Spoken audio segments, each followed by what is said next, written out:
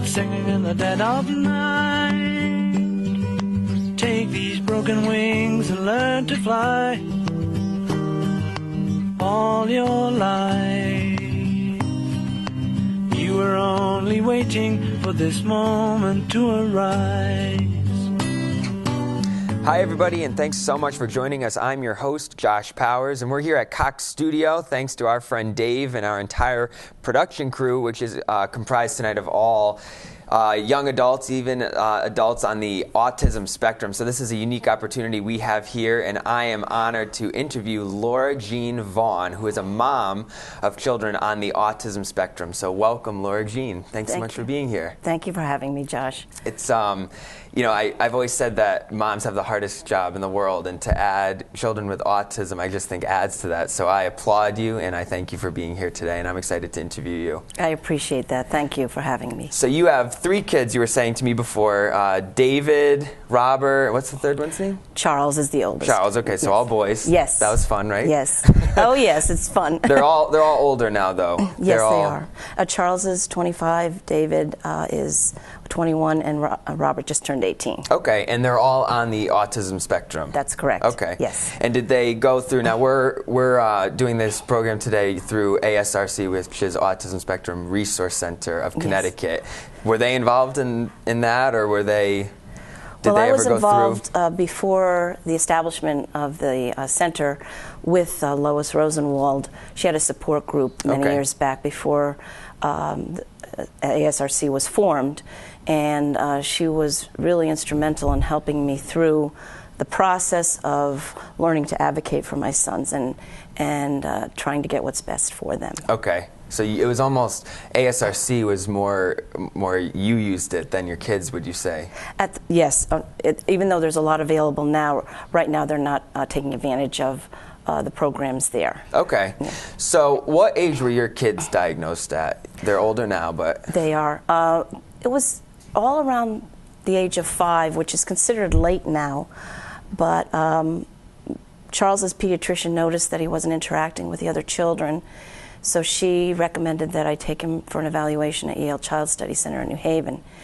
And after the first experience, I learned to recognize the signs, and it was some years later that I took David, and then of course when Robert was born, I understood exactly what to look for. Okay. So as you know, second child and then even the third, you noticed it earlier on, or you were able to notice it rather I was than able the to notice it, pediatrician. yes. Okay. Yes. How early can you recognize it, would you say? Do you know? I mean... Well, they're doing studies now that can determine when young people, well, actually infants, may be prone to it, you know, in terms of whether they look at faces and so forth. But I'm not really familiar as to how young. They're thinking eventually as young as 6 months. Wow. But now I believe they're doing it, you know, about a year. Okay. A year. So you're saying at the infant stage, they can kind of recognize whether there's possibilities for it, but they wouldn't diagnose it necessarily at an infant stage. Okay. So what were some symptoms that you saw in all 3 of your children, or that third child that you noticed, you know, when you thought he might have the diagnosis? What symptoms did you see? I think I learned to recognize that, you know, at about age 2, you get beyond, you're engaging in parallel play, but subsequently you start to interact with your peers. None of them seem to get past that parallel play stage. That's one of the signs. And then another sign is they have a lot of difficulty with fine and gross motor skills and sensitivity to textures and sounds and tastes that may be a little bit more heightened than their peers. So I recognize that these were issues that had to be addressed. So would you say when your pediatrician noticed, you said the first child was 5 years old when the pediatrician noticed? I think he was I think she noticed all along because she was a developmental pediatrician, but about age 4 she started, you know, bringing that up to me. Was that a surprise to you, or could you kind of see it? You know, now that you look back, could you see symptoms in that first child? What's your first child's name? Was it Charles? Yes. Could you see the symptoms now that you look back? Was it just that you weren't aware at the time, kind of thing? I really wasn't. Being a first-time parent, my husband and I, he and I were not aware of what to look for. But we did notice that he did play off on his own at the nursery school. So. Okay. And what services were available to your kids, especially at that young age? Were there services available? I mean, that was, for your first child, that was 20 years ago, right? Yes. Were there services available then for him? We were really not cognizant of what was out there. There really wasn't a great deal out there, but we didn't know how to advocate, how to approach the school system, so it was very difficult. Basically what happened after the evaluation is the team shared the results and gave us a list of things that we needed to look for in a program. So we went to our school system and gave them the report and assumed that they would follow through on it. Well, it was a little bit more complicated than that, but so it was just the beginning of our journey. Okay. And excuse me, so you were saying a team gave you that.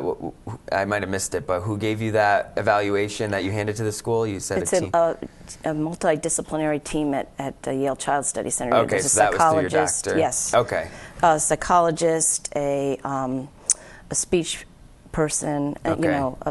Professionals who are able to determine the diagnosis. The thing is, with autism, it's an observational diagnosis. There's no particular Okay. test, a blood test or anything that you can give to a Right, child. so the diagnosis can really range on what doctor you go to. Oh, because yes, absolutely. It's just by observation of the doctor, you're saying. Well, there are certain tests that they administer, and depending upon the cooperation of the child, they generally don't give a specific diagnosis. They give it under the class of disorder, which is pervasive developmental disorder.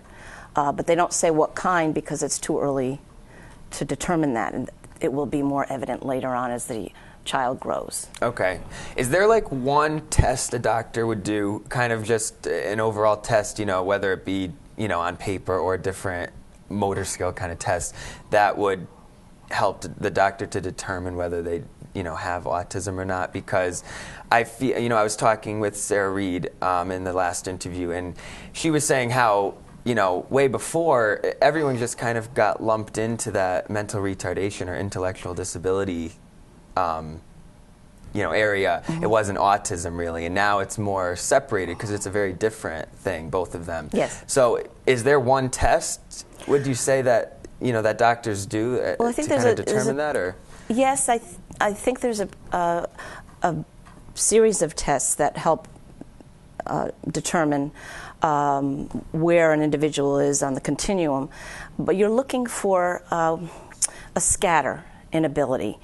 For instance, someone with an intellectual disability would test at a certain level all across the board, but whereas someone with an autistic disorder who does not have an intellectual disability, you'd be very high in some areas and very Okay. low in others. So there's a scatter. Okay, so it's the range. Yes, the range. Okay, and because we were just I was going to ask about public schools. I was trying to remember what Sarah Reed was talking about, but I was just going to ask, they all attended public school. You were saying one attended ACEs before, you were telling me? Yes, yes. They all went to preschool, and then they went into the public school where we live. And eventually, Charles, he went up through middle school, but then he was transferred to ACEs for high school.